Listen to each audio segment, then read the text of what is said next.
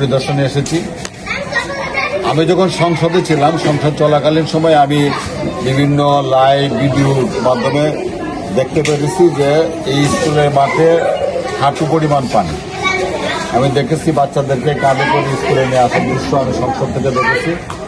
আমি তখন সাহেবকে বলছি স্কুল পরিদর্শন করে ব্যবস্থা নেওয়ার জন্য। এখন আমি সরেজমিনে স্কুলে এসেছি। এইভাবে এই কোনো স্কুল চলতে পারে এরকম পরিবেশ এটা আমার জানা নেই।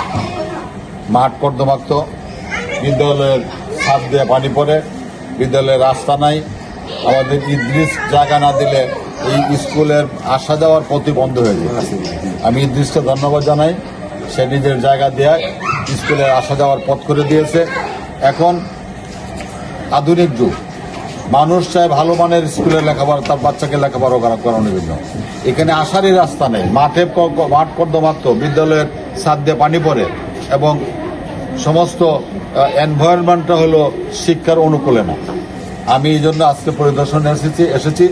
এর মধ্যেও আজকে এই স্কুলের ৭৬ জন ছাত্রছাত্রী উপস্থিত আছে আজকে বৃষ্টির দিন, এবং এই কর্দমাক্ত মাঠে স্কুলে যেখানে ছাদ দিয়ে পানি পড়তেছে, এই যে আমার পায়ের নিচে পানি আছে। এই অবস্থায় আমি উপস্থিতির জন্য সন্তোষ প্রকাশ করছি। টিচাররা ৫ জন সবাই আছে, আমি সন্তুষ্ট তাদের এতে। তারা মনোযোগ দিয়ে সেখানে লেখাপড়া করানোর চেষ্টা করতেছে। আমি অচিরেই এই স্কুলের রাস্তা উন্নয়ন, স্কুলের নতুন ভবন বরাদ্দের জন্য আমি লিখব, এবং এই ভবনটা যাতে মেরামত করা যায়, আপাতত নতুন ভবন আসা পর্যন্ত এই ব্যবস্থা আমি নিব। এবং স্কুলের মাঠে যাতে ডেভেলপ করা যায়, মাটি ভরাট করা যায়, এই ব্যবস্থা নিব।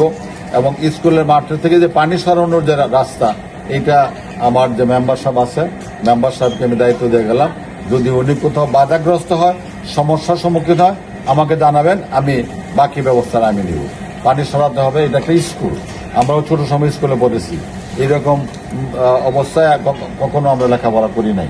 আমি স্কুলের যারা আছেন সংশ্লিষ্ট আশেপাশে যারা গার্জেন আছেন সকলকে অনুরোধ করব যে আপনারা স্কুলের প্রতি খেয়াল রাখবেন, এবং আমি সামনের দিনে যে বরাদ্দ আসবে এই বরাদ্দ থেকে স্কুলের জন্য উন্নতি করব। ধন্যবাদ সবাইকে।